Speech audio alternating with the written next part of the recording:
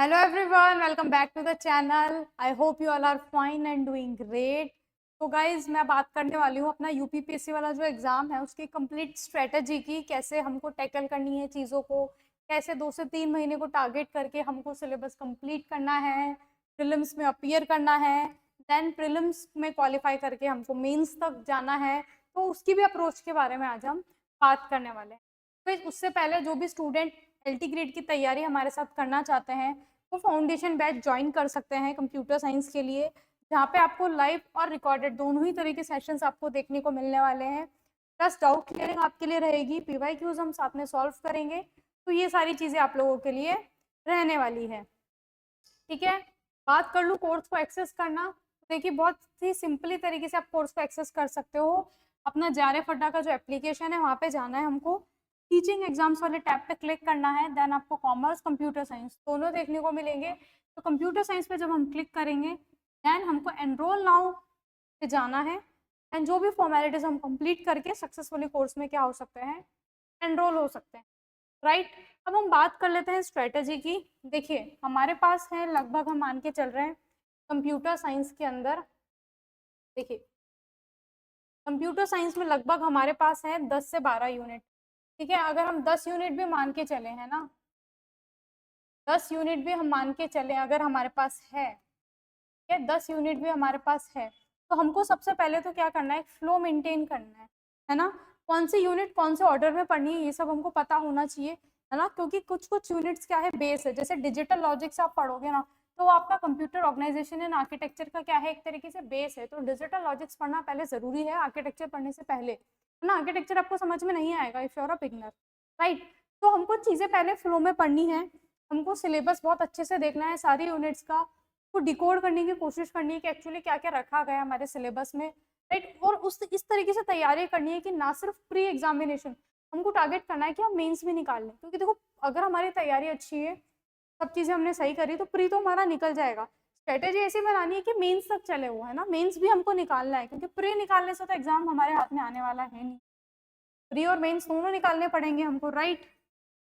तो स्ट्रेटेजी ऐसी बनाओ कि प्री प्लस मेंस दोनों पढ़ो। अब स्टार्ट कैसे करना है हमको, देखिए सबसे पहले पहले सिलेबस को कंप्लीट करने पे ध्यान देना है।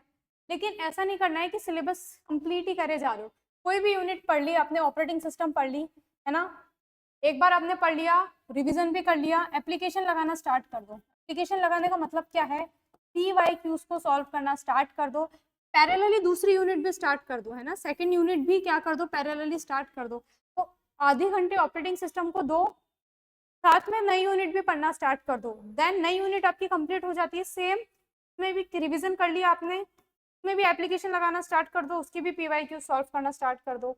ठीक है, तो जैसे जैसे जो जो यूनिट कंप्लीट आपकी होते जा रही है उसका रिवीजन बना के रखो, क्योंकि देखो गायब हो जाएगी। एक यूनिट आपने पढ़ ली, तीसरी चौथी में मूव कर जाओगे, बाकी की दूसरी तीसरी आपकी एकदम गायब हो जाएगी। ऐसा नहीं करना है हमको, ठीक है। एक यूनिट पढ़ ली तो रिवीजन में कंटिन्यू रखना है, उसको भूल नहीं जाना है, PYQ सॉल्व करना है। नेक्स्ट यूनिट स्टार्ट कर दी, पहले वाली को कंटिन्यू रखना है। तीसरी यूनिट स्टार्ट कर दी, बाकी के दोनों को कंटिन्यू रखना है। कंटिन्यू ऐसे नहीं रखना है कि भाई तीसरी कब पढ़ोगे, राइट। तो टाइम बहुत अच्छे से हमको स्मार्टली डिवाइड करना है। नई यूनिट को डेफिनेटली ज्यादा टाइम देंगे, 2 घंटे अगर नई पे दे रहे हैं तो बाकियों को हम आधा आधा घंटा देंगे। इतना भी दोगे तो हो जाएगा। और सबसे मेन कंसिस्टेंसी बहुत जरूरी है। अगर आपने आज प्रिपरेशन स्टार्ट कर दी तो मेक श्योर आप डेली करो। कोई फंक्शन इवेंट आ रहा है, छोड़नी नहीं है, 1 से 1.5 घंटा निकालना ही निकालना है। 1 से 1.5 घंटा बता रहे हो जब फंक्शन इवेंट है के बिना, अगर हम लोग बिगनर हैं, सबसे चीजें शुरू में पढ़ रहे हैं, तो 7-8 घंटे जरूरी है हमको पढ़ना, क्योंकि we have a lot things to cover, है ना। टाइम बहुत कम है और चीजें बहुत ज्यादा है, ठीक है। तो एकदम फुल फ्लैज आपको तैयारी करनी है, सारी चीजों को ध्यान में रखते हुए एक फ्लो में तैयारी करनी है ना। पहले लर्न करेंगे हम, देन हम क्या करेंगे, रिवीजन करेंगे, देन हम क्या करेंगे, प्रैक्टिस करेंगे। लेकिन कोई भी चीज़ ऐसी नहीं होनी चाहिए कि हम क्या कर रहे हैं, लास्ट में कर रहे हैं। पहले किसी यूनिट को उठाया, लर्न किया, रिवीजन स्टार्ट कर दो उसका, देन एप्लीकेशन, देन नई यूनिट को स्टार्ट करोगे आप, है ना। पैरेलली आप ये सब करते रहोगे, एक यूनिट के लिए दूसरी यूनिट भी साइमल्टेनियसली आपको स्टार्ट कर देनी है, राइट। तो इस तरीके से करोगे तो आपका प्री निकलने के बाद मेंस के लिए भी आप क्या रहोगे, ऑलमोस्ट प्रिपेयर रहोगे। क्योंकि अगर जितना अच्छे से आपका रिवीजन हुआ होगा, आपके मेंस में हेल्प होगी वहाँ पे आपको। कि सिलेबस सेम रहने वाला है मेंस का, ऑलमोस्ट सारा CS तो कवर हो गया प्री में, तो मेंस में क्या बचा, कुछ नहीं, है ना। यही सब मेंस में रहने वाला है। तो अभी से मेंस को ध्यान में रखते हुए हमको तैयारी करनी है, ठीक है। चीज़ों को बहुत ज़्यादा हमको सम अप नहीं करना है ना, मेंटेन करना है रिवीजन, टाइमली एंड प्रैक्टिस, ठीक है। तो this is all about the strategy.